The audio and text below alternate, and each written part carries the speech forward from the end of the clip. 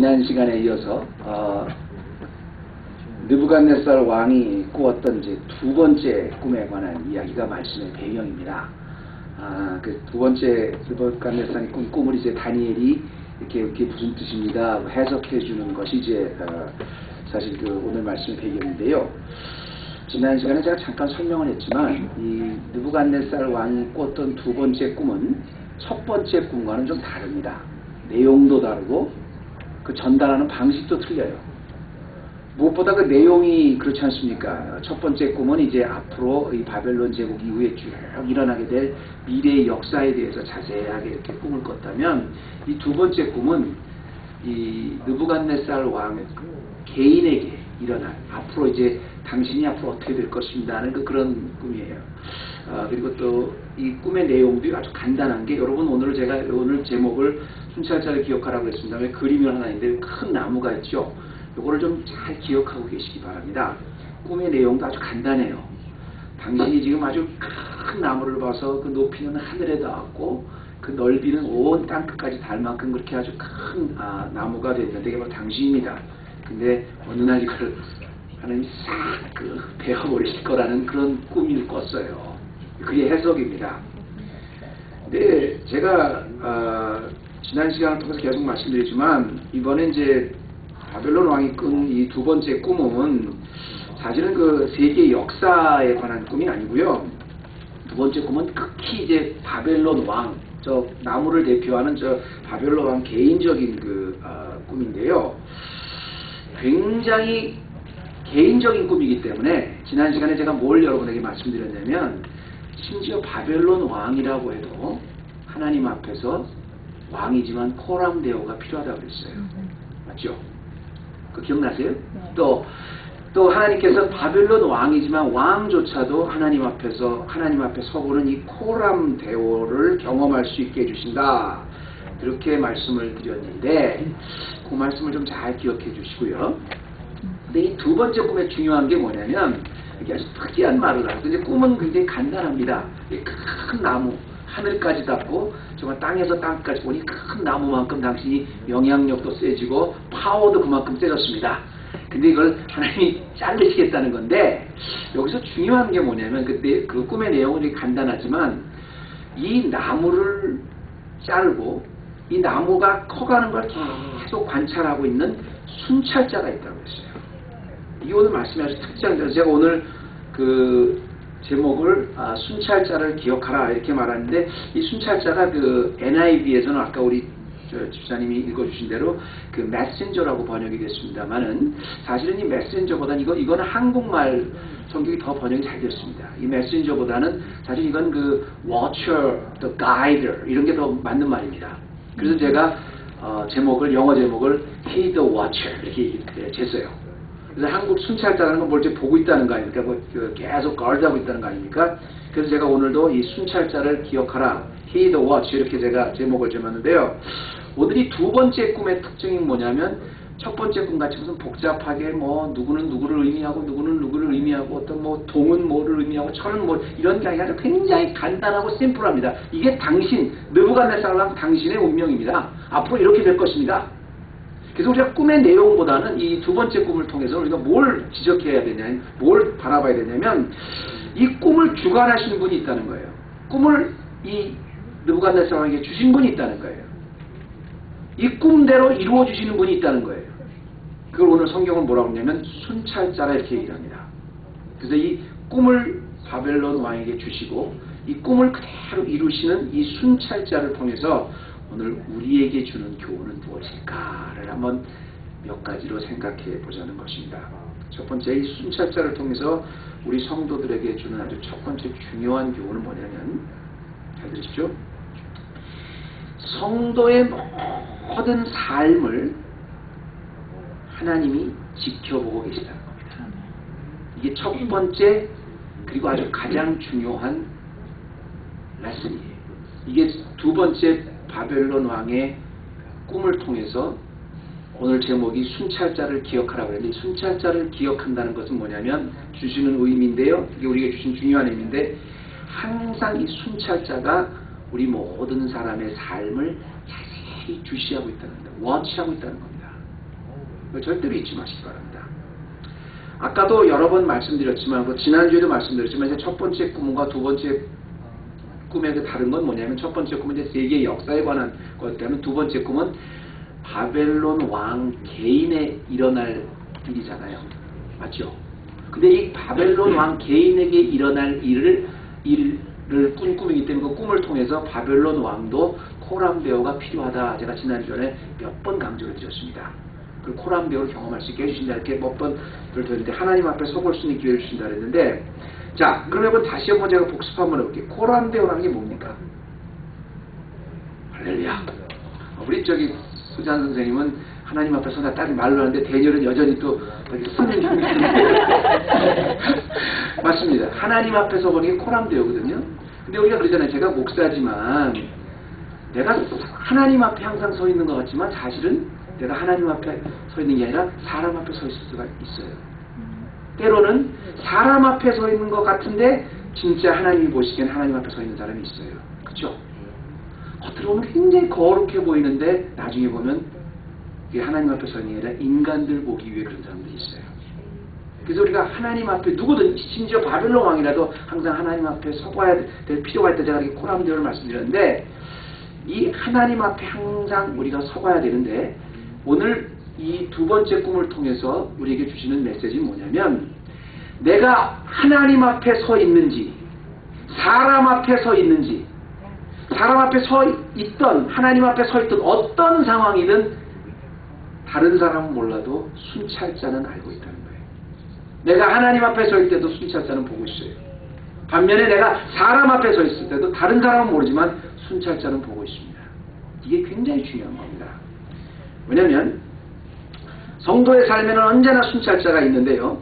다시 말하면 하나님은 항상 우리의 삶을 지켜보고 계신데 여러분 그림을 다시 한 번만 좀 보시기 바랍니다. 그림을 다시 한 번 보면 저 나무가 이제 한계가 있어서 저렇게밖에 못 그렸지만 이게 그 바벨론 왕이 꾼 꿈인데요. 이 나무가 얼마나 크냐면 그 하늘까지 닿았다. 번세가 하늘까지 닿은 겁니다. 그리고 이걸 좀 기억하고 계세요. 그림을. 그리고 이 바벨론이 미치는 영향이 저 땅 끝에서 땅 끝까지 미치지 않은 데가 없어요. 그리고 거기 뭐라고 나오냐면 저 그림 밑에 동물들이 다 살았어요. 그리고 거기다 더더구나 저 가지 속에는 전부 다 새들이 살았어요. 이건 뭐냐면 바벨론 왕의 힘이 너무너무 커졌기 때문에 누구도 바벨론 왕을 매서 못하는 거예요. 세계의 모든 사람들이 다 그 밑에 사는 거예요. 그리고 너무 비이성적으로 가지가 커졌기 때문에 세상의 모든 그 사람들이 다 그의 영향을 받고 그 가지에 사는 겁니다. 자, 그러면 여러분이 그때 당시에 세상 일반 사람이라고 하면 이 나무를 한번 봐보세요. 내가 그때 살고 있던 사람이 나무를 한번 봐보세요. 내가 한번 이 바벨론 왕, 이 큰 나무 같은 이 바벨론과 한번 맞짱을 한번 떠보겠다. 가능합니까? You can't even dream of it, right? 여기서 나는 기껏해야 그냥 그 밑에 사는 짐승이고 밑에 사는 저 나무에 사는 새야. 근데 이 어마어마하게 끝도 없이 그래서 더 이상 퍼져나갈 수 없을 만큼 바벨론 제국이 커졌어요. 중요한 것은 뭐냐면 누구도 매섭할 수 없을 것 같은 이 어마어마하게 끝없이 뻗어나가는 바벨론 왕의 지금 상태를 순찰자도 보고 계시다는 겁니다. 순찰자도 감시하다는 거예요. 그래서 나중에 보면 이제 23절에 뭐라고 나오냐면 계속 보시다가 한순간에 배우는데 우리 17절 한번 말씀 좀 잠깐 봐주실래요? 17절 보면 순찰자의 명령대로 거룩한 자의 말대로 곧 인생의 지극히 높으신 자가 인간 나라를 다스리며 자기의 뜻대로 그것을 누구에게 주시면 또 지극히 천한 자로 그 위에 세우신 줄을 알게 하려 함이라 이런 말씀이 나오는데요. 죄송하지만 그 그림 다시 한번 보여주실래요? 이 끝없이 뻗어나가는 이 나무, 이 어마어마한 이 나무를 볼 때마다 사람들은 뭐라고 생각하냐면 야, 이 왕이 이 땅에 이 왕이 특별히 하나님의 역사를 생각할 겁니다. 저렇게 힘이 뻗어나가는데 저걸 어떻게 쓰러뜨려? 저걸 누가 갑자기 맞대? 저 사람이 잘하든 뭐라든 하나님 앞에서는 어떤 하나님 앞에 서든 사람 앞에 서든 이 사람이 무슨 짓을 하든 사실 누가 저걸 어마어마한 저 힘을 누가 감당해? 그런데 순찰자가 보겠다가 순찰자가 한순간에 베어버리신다고 23절에 그랬거든요. 좀 잘 들으십시오. 23절에 보면 이걸 베어버린다 그랬는데, 이 베어버린다 그러면 그 23절에 보면 이제 베어버린다 그랬죠. 한 순찰자가 거룩한 자가 하늘에서 내려와 이르기를 그 나무를 베라 말한다 그랬죠. 다시 그림 좀 보여주세요. 문제가 뭐냐면 이게 굉장히 무서운 말인 게요. 순찰자가 계속 보고 있다가 한순간에 베잖아요. 그럼 이 나무도 결국은 순찰자가 세우신 거고, 이 나무도 또 새로운 사람이 주신 거 순찰자다. 이 정도의 얘기가 아닙니다. 이게 베면 어떻게 되겠어요? 당연히 쓰러지죠. 쓰러지는 것보다 더 무서운 일이 뭐겠어요? 제가 그래서 잘 주죠. 아래에 있는 죽는 것보다 더 당연히 순찰자는 죽죠. 아니 나무 주셨는데 뭐라고요? 아래에 있는 사람들이 깔려 죽어. 깔려 죽는 물론 그렇게도 하겠지만, 이 나무가 잘라지면 그 밑에서 그늘을 삼고 있던 동물들 다 나가는 거예요. 여기에 살고 있던 새들 순간에 다 날아가는 거예요. 저렇게 힘이 많은 사람, 저렇게 영향력이 많은 사람, 누구도 감히 매스업할 수 없을 만큼 그 영향력이 큰 감을 어떻게 상대해? 아니요. 순찰자가 보고 있다가 순찰자의 시간에 이것이 너무 과하게 컸다, 너무 과하게 넘어갔다 하면 한순간에 배우면요, 그렇게 끝없는 영향력도 한순간에 다 날아가는 거예요. 여러분, 우리가 보통 이제 악이 너무 창궐해서 힘을 과하게 발하게 되면 우리가 보통 어떻게 고백을 합니까? 하나님이 정말 살아계실까? 하나님이 살아계시다면 어떻게 이런 일이 있을 수가 있을까? 제일 답답한 게 그거거든요.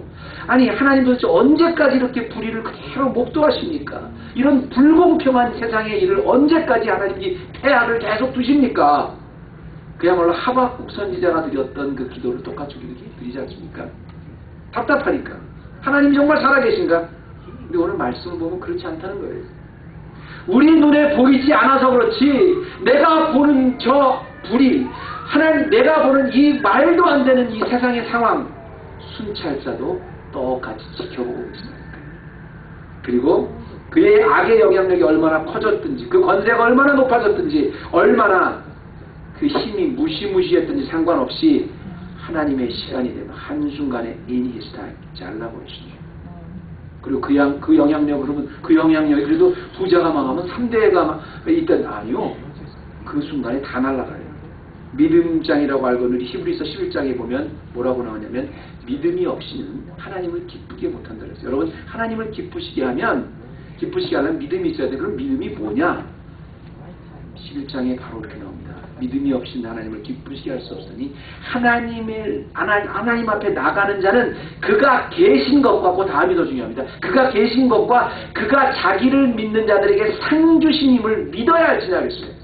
상이라는 건 뭐예요? 너 잘했으면 그거 다 기록해놨다가 칭찬해 주는 거고, 벌이라는 건 너 못했으면 기록해놨다가 하는 거잖아요. 우리가 무엇을 하든지, 우리가 어디에 있든지, 하나님 앞에 서 있든지, 사람 앞에 서 있든지, 나 혼자 있든지, 많은 사람 앞에 있든지, 하나님은 내 심령을 감찰하고 계시다는 겁니다. 이게 순찰자를 통한 첫 번째 메시지예요. 두 번째는 순찰자를 통해서 또 하나 중요한 메시지가 뭐냐면, 이 하나님이 운영하는 역사의 진실, 이거 다 하나님이 아까 17절에 보면 하나님이 이 나무를 세우기도 하고 드러내시기도 하고 또 다른 사람에게 주시기도 하고 그랬잖아요. 결국 하나님이 다 하시는 건데, 하나님이 운행하시는 역사의 진실은 하나님이 반드시 드러나게 하신다는 겁니다. 진실이 언젠가 드러난다는 게 아니에요. 저는 진실이 언제나 하나님이, 역사는 하나님이 주관하시고 계시기 때문에 그 진실은, 하나님이 운행하고 계신 역사의 진실은 반드시 하나님이 드러날 수 있도록 만들어 주신다는 겁니다. 이 점이 순찰자를 통해서 기억해야 될 또 하나 중요한 메시지예요. 예수님이 직접 그렇게 말씀하셨거든요. 세상에는 숨기운 것이 나타나지 않을 것이 없고 감추어진 것이 결코 드러나지 않을 것이 없다. 예수님이 직접 말씀하신 말입니다. 그러니까 아무리 숨겨져 있어도 하나님이 다 드러나게 하신다는 겁니다. 왜? 역사는 하나님이 주관하시기 때문에 누구를 통해서 또 다 진실이 드러나게 한다는 건데요. 제가 느부갓네살의 두 번째 꿈이 계속해서 지난 시간부터 계속 강조했던 말이 뭐냐면, 이 두 번째 꿈은 첫 번째 꿈과 틀립니다. 두 번째 꿈은 극히 개인적인 일입니다. 개인적인 꿈입니다. 그러니까 이게 뭐 세계 역사를 말하는 게 아니라 느부갓네살 왕 개인에게 일어난 일입니다. 제가 계속 강조를 했고 기억하고 계시라 했잖아요. 기억나시죠? 10분 전에 말씀드린 것도 기억 못하시지 않겠죠? 기억하고 계세요. 근데 그게 왜 중요하냐면 이 두 번째 꿈은 세계 역사가 아니라 느부갓네살 왕의 앞으로의 운명에 대해서 특히 개인적인 꿈이기 때문에 그게 문제가 되는 거예요. 왜 문제냐? 하나님이 진실을 반드시 드러내겠는데, 자 보세요. 이걸 여러분 앞으로 느부갓네살이 이렇게 되겠구나 이렇게 꿈을 해석하지만 이게 바벨론의 얘기가 아니라 느부갓네살 왕 개인의 그 앞으로 미래에 일어날 일인데 이거를 해석을 누가 해줬어요? 다니엘이 해줬습니다. 여러분이 다니엘이라고 하면 이게 그냥 보통 역사도 아니라 느부갓네살 개인에게 일어날 일인데 이걸 그대로 해석해 줄 때 여러분 심정이 어떻겠습니까? 이거 뭐예요? 나 죽을 것 같아. 자 보세요. 느부갓네살 왕이요. 이 꿈은 앞으로 이제 바벨론이 망할 겁니다. 이 정도를 얘기한다 그래도 굉장히 떨릴 거예요. 맞죠? 근데 이렇게 힘이 있는 사람한테 당신 이 꿈의 뜻은 뭐냐면 앞으로 이 나무가 잘라집니다. 그러니까 당신이 권좌에서 쫓겨납니다. 그 정도가 아니라 권좌에서 쫓겨난다 그러더라도 무서울 텐데 그 말을 전하기가 무서울 텐데 쫓겨나서 나중에 짐승들과 같이 풀에서 그것도 7년 동안 그러고 살 겁니다. 그리고 이제 느부갓네살 왕한테 이런 하늘 같은 느부갓네살 왕 앞에서 얘기를 해야 되는 거예요. 여러분이 느부갓네살 왕이었다면 어떻겠어요? 우리 제인 집사님은 조용할 것 같은데요. 말 옮길 만한 용기가 있겠습니까? 우리 19절 한번 봐주세요. 17절 다음에 19절 한번 봐주시면 느부갓네살이 이 꿈을 듣고 나서 해석을 해야 돼. 다니엘이 하는 겁니다. 하나님의 선지자 다니엘이 말하는 겁니다. 벨드사살이 대답하여 가로되 내 주여 그 꿈은 왕을 미워하는 자에게 응하기를 원하며 그 해석은 왕의 대적에게 응하기를 원하나이다. 이 벨드사살이라고 이름한 다니엘이 얼마 동안 놀라 벙벙하여 마음에 번민하는지라. 왜 번민을 했겠어요? 여러분 같으면 말할 수 있겠습니까? 아니 하늘에서 온 나무 같은 왕 앞에 당신이 왕에서 쫓겨날 뿐 아니라 들에서 쫓겨다니면서 짐승같이 살 겁니다. 이거 이때 당시에 말한다는 거 굉장히 큰 도전이죠. 그런데 중요한 건 뭐냐면 하나님이 결국은 이걸 왕에게 하나님이 하신 일을 드러내는데 그 드러내는 도구로 다니엘을 사용하셨다는 겁니다. 이게 굉장히 중요해요. 누구도 이런 얘기 못해요. 근데 누구도 이런 얘기를 못하기 때문에 다니엘을 사용한 거예요. 다니엘이 하나님의 선지자지만 이런 개인적인 앞으로의 미래를 왕 앞에서 얘기하는 건 보통 어려운 일이 아니에요. 보통 사람은 못해요. 그러나 다니엘은 그래도 다른 사람들보다는 하나님께서 그 순간까지 이렇게 훈련을 시켰어요. 그 과정을 통해서. 그럼 엄청난 일을 위해서 준비된 사람이 다니엘밖에 없어요. 다니엘도 힘들지만 그래도 이렇게 엄청나게 무섭고 꺼리는 일을 감당할 수 있는 사람은 다니엘밖에 없었어요. 다니엘만큼 준비된 사람이 없었어요. 그래서 하나님이 다니엘을 바벨론으로 옮기셔서 지금 이만큼 위치에서 훈련을 시킨 겁니다. 여러분 다니엘서의 전체적인 주제 중에 하나가 중요한 주제 중에 하나가 꿈 이야기인데요. 제가 여러분은 기억나실지 모르지만 이 꿈을 통해서 하나님이 하시는 은밀한 일을 이방 땅에서조차 드러내시는 것, revelation, reveal 해주신 드러내는 게 다니엘서의 주제이기도 하는데요. 하나님께서는 하나님이 이끌어 가신 이 진실을 드러내시는데 도저히 진실을 드러낼 수 없는 상황에서도 드러낼 수 있게끔 준비시키세요. 그래서 따지고 보면 그것도 은혜예요. 어떻게 보면 이게 어처구니가 없는 일이 일어나지? 왜 이때 이런 일이 일어났었지? 사실은 하나님이 이끌어 가시는 역사의 그 진실을 드러내기 위한 다 준비 과정이고 훈련 과정입니다. 세 번째입니다. 세 번째로 또 이 순찰자를 기억하는 과정에서 깨달아야 될 진리는 뭐냐면요. 이 세 번째는 여러분 좀 우리에게 하시는 말씀이니까 여러분 적어놓으셔도 괜찮습니다. 결국 순찰자를 기억하지 못하는 것은 나 자신의 문제라는 거예요. 많은 경우에 내가 순찰자를 기억하고 싶어도 내 환경이 내가 이게 순찰자가 항상 내 옆에 있다 그렇게 할 수 있는 환경이 아닙니다. 내가 하나님 앞에 항상 쓰고 싶어도 그럴 수 있는 환경이 아닙니다. 이렇게 보통 환경을 원망하는데 사실 그게 아니라 그 바름 라인에 들어가 보면 내가 순찰자를 기억해야 되는데 순찰자를 기억하지 못하게 하는 게 나 자신이라는 거예요.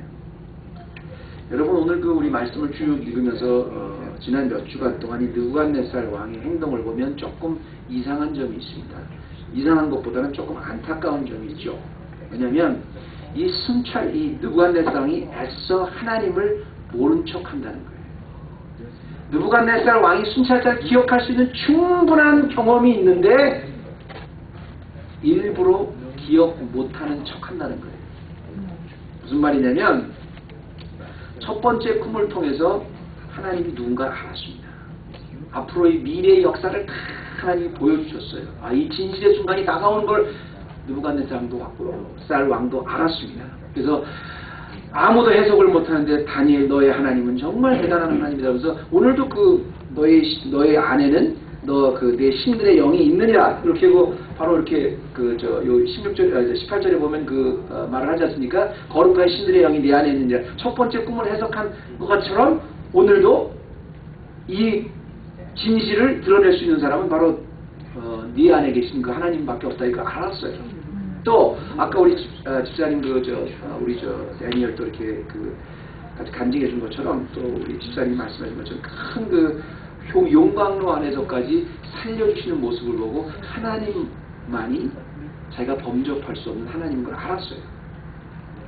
그 모든 수십 년 동안의 하나님을 알고 하나님이 운행하시는 역사의 진실을 느부갓네살 왕도 알았지만 그걸 받아들이는 건 쉽지 않았어요. 왜? 왕이니까. 자기도 왕으로서 자기의 자리를 세우시기도 하고 자기를 무너뜨리기도 하신 분이 하나님이라는 걸 알았지만 그걸 받아들이는 건 쉽지 않았어요. 근데 느부갓네살 왕이 그동안에 여러 번의 꿈과 기회를 통해서 배우긴 배웠는데 자기가 왕이기 때문에 자기가 왕이라는 것까지 다 내려놓고 하나님 앞에 그 교만을 꺾고 스스로 자기 스스로 잘라내지는 못했다는 겁니다. 중요한 건 무엇인지 아십니까 여러분? 왕이니까 그럴 거 아니에요? 내가 지금 잡고 있는 세계를 다 지금 잡고 있는데 이걸 한순간에 내가 다 내려놓고 하나님 앞에 겸손해진다. 이거 쉽지 않은 일입니다. 맞죠? 중요한 것은 하나님이 그걸 잘라내게 하신다는 거예요.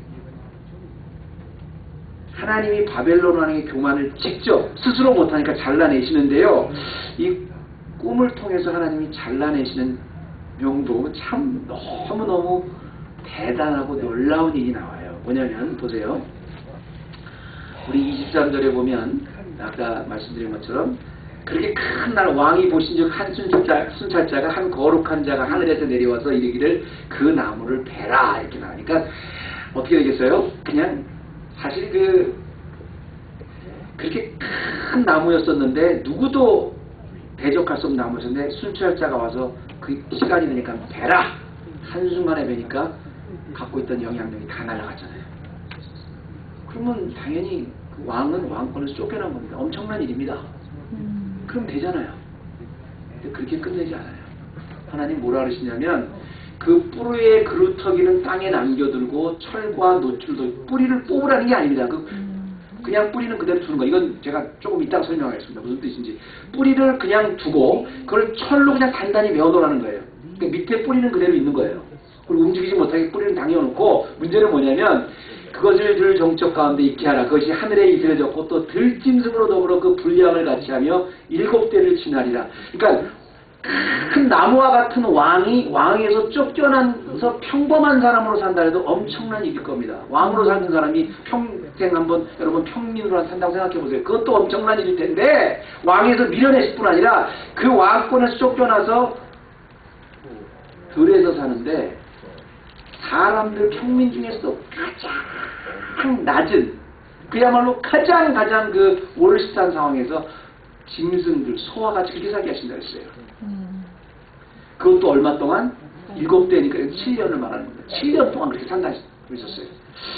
여러분 왕이 왕권에서 물러나서 평범한 사람으로 돌아가는 것만도 큰 이슈인데 그런 환경을 너무너무 비참하게 만드셔서 거의 동물같이 살게 하신다 그랬어요. 근데 이 동물같이 산단 말이 얼마나 비참하냐면 제가 아까 우리 제목 이렇게 보시면 이거 바로 다음에 제가 16절 말씀을 써놨습니다. 16면 그 마음은 변해서 인생의 마음 같지 아니하고 짐승의 마음을 받았다 그랬죠. 그냥 지금 다니엘 왕은 왕에서 쫓겨난 정도가 아닙니다. 사는 것조차 그 사람이 사는 게 일반 사람들이 사는 게 아니라 짐승같이 사는데 그 마음조차 그 마음이라는 게 뭐냐면 히브리 말로 레브라는 말은 뭐냐면 그 마음의 인격을 담고 있는 그릇이에요. 그러니까 그 내면조차 완전히 동물들의 내면같이 사는 거예요. 그 완전히 개같이 사는 거예요. 안과 박으로 완전히 불안한 이 모습이 얼마나 그 비참하냐면 제가 그걸 사진으로 했는데 다음 말씀에 보면 이거 여러분 좀 보이세요? 이거 누구예요? 사진 좀 봐주세요. 사진을 좀 더 페이 어텐션 해주시기 바랍니다. 이게 누굴 것 같아요? 느부갓네살입니다. 왕에서 쫓겨나서 그냥 평균 여러분이나 저같이 평균으로 사는 게 아니라 7년 동안 하나님이 동굴에서 기어다니면서 소들같이 풀을 먹으면서 완전히 이게 사람 모습이니까 동물 모습이잖아요. 이렇게 살게 해주겠다는 거예요. 좀 너무하지 않습니까? 그렇죠? 왕이었던 사람을 그냥 쫓아낸 것만도 하는데 이렇게까지 해서 7년 동안 동물들과 그 마음까지 동물의 마음이 돼서 살게 하시겠다는 겁니다.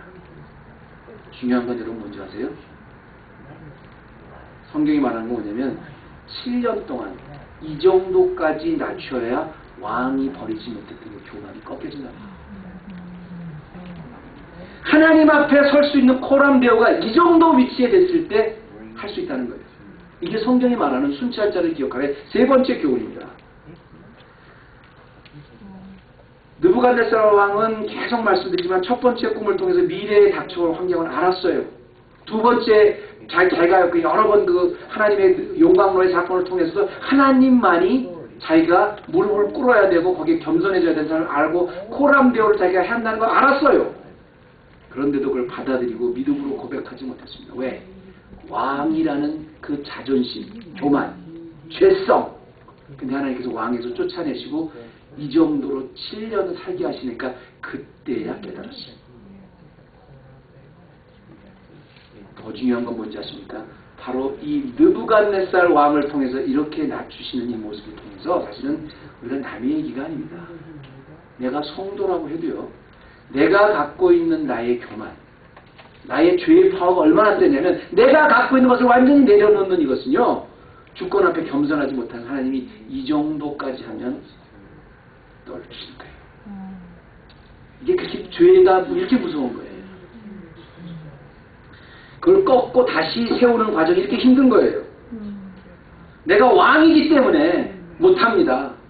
내가 왕이기 때문에 환경을 못합니다. 그럼 하나님이 왕이기 때문에 자기가 버리지 못하는 그 환경 버릴 수 있게끔 이렇게 해주시는 거예요.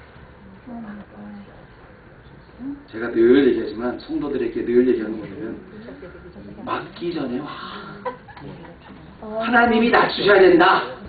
그러면 이렇게까지 하고 나서 7년 동안 여러분 이러고 사실래요? 이런 것보다 하나님 와라 그럴 때 와. 버려라 그럴 때 버려. 마지막 하나만 더 하겠습니다. 순찰자를 통해서 또 하나 우리가 기억해야 될 건 뭐냐면 이런 모든 과정을 통해서 결국 하나님이 그 목적이 뭐냐면 왕으로 하여금 깨닫게 하신다는 겁니다. 이게 깨닫게 하는 게 왜 중요하냐면요. 여러분 깨달음이라는 게 뭐냐면 하나님의 은혜를 깨닫는가. 아 이게 은혜였구나. 이걸 깨닫는 게 뭐냐면 그때 믿음도 성장하고 그때 성화가 일어나는 건데요. 우리 하나님이 우리를 일평생을 성화를 시키는데 성화의 과정에서 이 깨달음은 하나의 방법이 아니라 종착역입니다. 내가 이런 과정을 통해서 내가 이랬구나 하고 내가 하나님이 날 이렇게 원하신 걸 깨달음이 많으면 많을수록 우리의 믿음의 깊이가 넓어지고 우리 성화의 넓이가 더 넓어지는 거예요.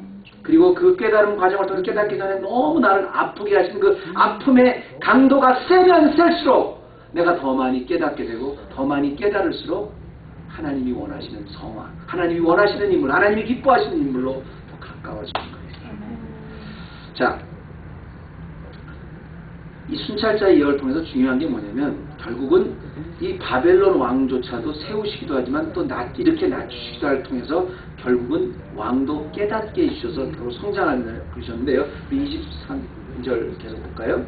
23절에 보면 더불어 그것을 들정초 있게 하라. 그것이 하늘에 있을 족과요. 언제까지 한다고요? 7대를 지나리라.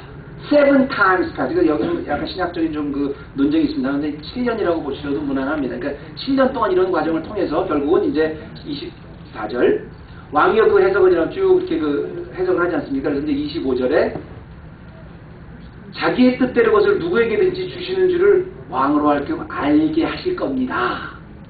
이런 과정을 다 통해서 그때 왕을 알 것입니다. 그리고 나서 이제 왕이 어떻게 변할 것까지도 다니엘은 알고 있었어요. 그래서 해석을 해줍니다. 26절에 또 그들이 그 나무 뿌리에 그루터기를 남겨라 하셨은즉 하나님이 다스리는 줄을 왕이 깨달은 후에 Your kingdom will restore to you when you acknowledge. 깨달은 후에 왕의 나라가 견고하리다 이렇게 말하는데요. 참 재밌는 게 뭐냐면 여러분 다 아까 나무를 자르면서 그 나무의 그 밑둥을 그대로 남겨뒀다 했잖아요. 이 말은 뭐냐면 하나님께서 이제 그 다니엘 왕이지만 다니엘 왕이 이제 다시는 딴 데로 못하게 꽉 묶어뒀다고 누가 그러는데 그게 아니고요. 이 이 바벨론 왕조차 이방의 왕조차 하나님께서 이 이방의 왕도 목적을 가지시고 이를 깨닫게 하시고 이를 믿음을 성장시키게 하시는 그런 의미가 있어서 완전히 뽑아내버리지 않고 딱 묶어두신 거예요. 뿌리는. 근데 뿌리는 묶어두셨는데 그때야 이제 깨달았다 그랬는데 이게 왜 중요하냐면 여러분 자 보세요. 다니엘서 읽다 보면 참 재밌는 게 하나 있어요. 뭐가 재밌는 게 있냐면 여러분 보통 제가 하나 물어볼게요. 바벨론 그럼 여러분 무슨 게 머리에 맨 처음 떠오릅니까? 바벨론 성경에서 바벨론 그러면 예? 다니엘 물어보니까 바벨론 하면 다니엘이 떠오르죠. 근데 다니엘은 그러니까 더 쉽게 하면 좋은 거 나쁜 거 성경에서 바벨론 그럼 좋은 거 나쁜 거 나쁜 거죠. 바벨론 그럼 무조건 악이야. 그래서 심지어는 우리가 그 신약에 와서 요한계시록에서 보면 그 마귀의 성을 뭐라 하냐면 바벨론 성이라고 이렇게 바벨론은 무조건 나쁜 거로 이렇게 상징하는 의미로 됐어요. 물론 파워도 있죠. 근데 희한하게 이 다니엘서는 그 바벨론조차 우리가 이렇게 나쁜 거로 알고 있는 유일하게 성경에서 바벨론조차 이 다니엘서에서는 그 바벨론의 왕조차 하나님이 뜻을 가지시고 그 사람을 훈련시키시고 그 사람을 더 좋은 믿음의 사람으로 만드는 메시지 아주 바벨론조차도 긍정적인 메시지가 나와요. 아주 굉장히 특이한 서예요. 다니엘서가 참 재밌어요. 그래서 이 바벨론 하면 우리가 생각하는 건 가장 세상에서 아주 사악하고 나쁜 사람으로 알고 있지만 그 사람조차 하나님께서 뜻을 가지시고 그를 무너뜨리시고 자르시고 7년 동안 들에서 살게 하셔서 그를 기어이 꺾으셔서 결국은 하나님이 원하시는 사람으로 회복시키신다는 겁니다. 내가 얼마나 악인이든 상관없이 내가 얼마나 고집이 세든 상관없이 내가 얼마나 교만하든 상관없이 내가 얼마나 많은 것을 갖고도 놓지 않든 상관없이 이 말씀을 통해서 제가 여러분에게 강조하고 싶은 건 뭐냐면 하나님은 포기하지 않으시고 그 사람을 기어이 꺾으셔서 하나님이 원하시는 사람을 만든다는 거예요. 이게 회복이에요. 이걸 알면 모든 게 다 은혜예요. 제가 말씀을 마치기 전에 아주 일러스트레이션이 하나 생각나니까 이걸 하나 말씀드리고 제가 이 말씀 마칠게요. 제가 과거에 잘 아는 목사님이 한 분 있었는데요. 근데 그 목사님이 하여튼 탤런트가 참 많으신 분인데 항상 부러워했었습니다.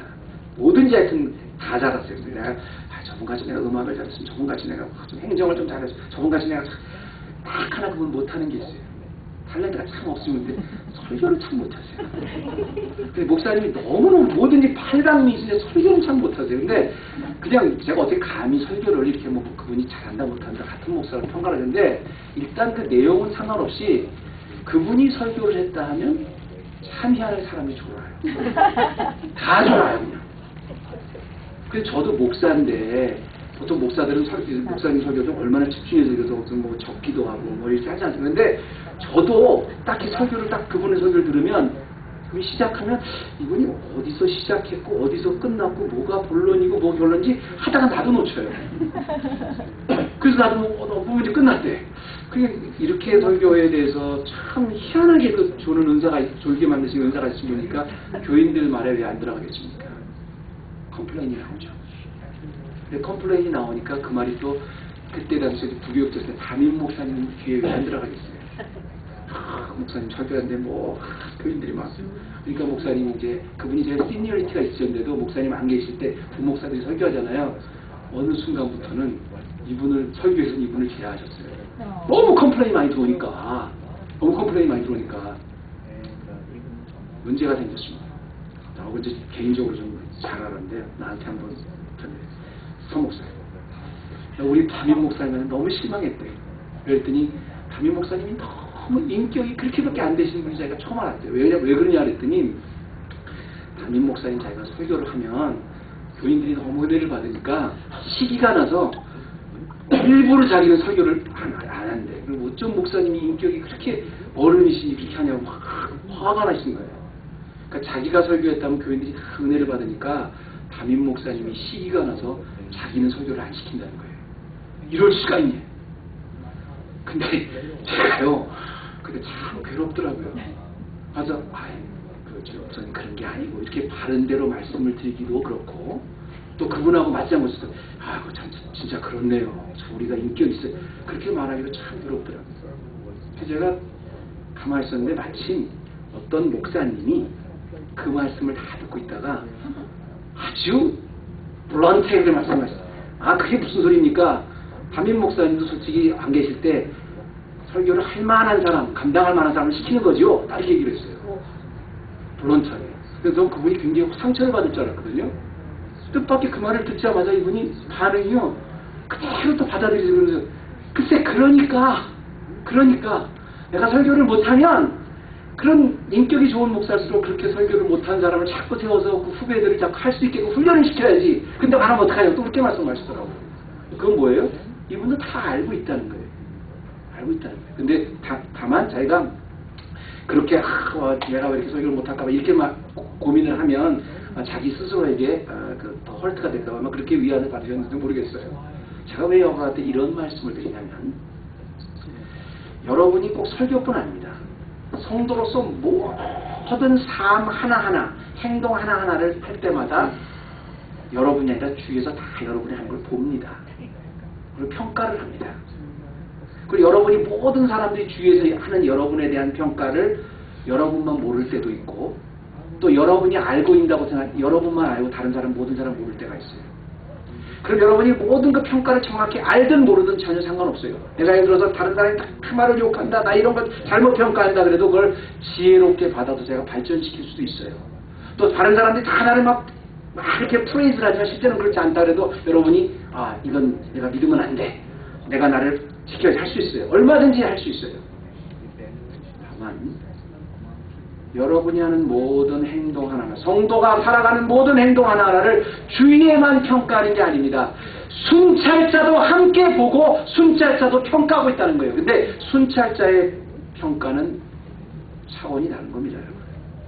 하나님이 나를 보고 있는 것은 세상 사람들이 나를 보고 나를 평가하는 건 차원이 다른 거예요. 왠지 아십니까? 내 마음까지도 보고 계십니다. 내 마음, 내 모든 것까지 다 정확히 판단을 하고 계시기 때문에 그렇게 생각해보면 그런데도 불구하고 이만한 나를 오늘 이만큼 세워주신 것 그것뿐이에요. 맞지 않습니까? 하나님 앞에서 여러분이 평가를 받는다고만 생각해보세요. 뭘 자랑할 게 있겠어요? 불평하지 마시고 하나님의 은혜입니다. 하나님의 은혜입니다. 오늘 순찰자를 기억하고 나의 어떤 순간에도 순찰자가 감시하고 있다는 것을 생각하시고 그 순찰자 앞에서 내 기뻐하는 종아 칭찬받으신 우리 사랑하는 헤브론 교회 모두 되시기를 주님의 이름으로 축원합니다. 하나님 감사합니다. 오늘도 내가 이렇게 말씀을 전했지만 우리 주님이 지혜를 주셔서 혹시 잘못 전달된 거 있으면 주님이 고쳐주시고 잘 전달된 거 있으면 생각나게 하셔서 우리의 삶 주님 오실 때까지 항상 순찰자를 기억하는 인생 되게 하여 주옵소서. 예수님의 이름으로 기도드립니다.